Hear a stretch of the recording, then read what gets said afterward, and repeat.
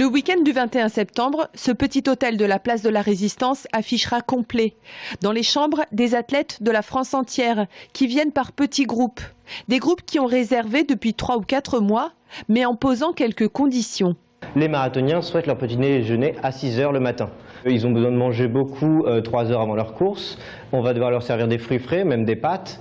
On va justement s'adapter à toutes leurs demandes pour qu'ils soient justement le mieux à l'aise pour leur course. C'est des gens, on sait, qui peuvent revenir justement, qui peuvent être captivés par la région et par l'hôtel et donc revenir avec des amis, de la famille les années prochaines. Et si le marathon continue, ça peut être des clients justement qui vont revenir l'année prochaine mais qui vont aussi revenir pendant leurs vacances pour profiter justement de la Touraine et, on l'espère, de l'hôtel aussi. Faire revenir les athlètes, en famille ou entre amis, c'est le défi que doivent relever les acteurs du tourisme. Dans leur boîte à outils, un tracé qui offre un condensé de la Touraine, le château et les jardins de Villandry et les bords de Loire. La stratégie, se servir de la dimension touristique comme valeur ajoutée à l'événement sportif. Il faut marquer d'une empreinte leur passage ici dans cette destination. Donc il y aura un stand où ils pourront venir prendre de l'information touristique.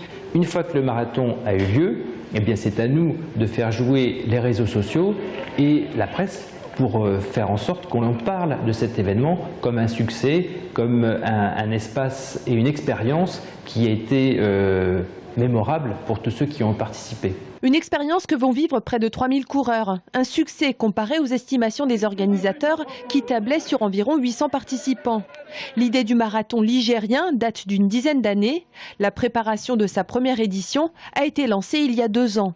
Il faut d'abord se constituer un budget prévisionnel pour dire voilà, d'un côté, on va sensibiliser des sponsors, partenaires, collectivités, c'est aussi bien des échanges comme les bouteilles, etc. Voilà. Quand vous avez ficelé ce budget-là, vous commencez ensuite à réfléchir sur comment on va organiser ça, c'est-à-dire le parcours et tous les frais annexes qui viennent. Parce que tout ce qui est secours maintenant, tout ce qui est sécurité, voilà, maintenant c'était gratuit. Aujourd'hui, le budget dépasse les 150 000 €. Un tiers provenant des dossards, des inscriptions, un deuxième tiers des partenaires privés et le dernier des collectivités. Le Conseil général soutient le marathon, l'épreuve du marathon à hauteur de 40 000 €. D'abord, dans toutes les grandes capitales, il y a un marathon. C'est important d'avoir une épreuve mythique sur notre territoire. Une épreuve mythique qui se place déjà en 7e position en termes de fréquentation au box-office des marathons français. Un événement impossible sans une aide qui n'a pas de prix, celle des 1000 bénévoles.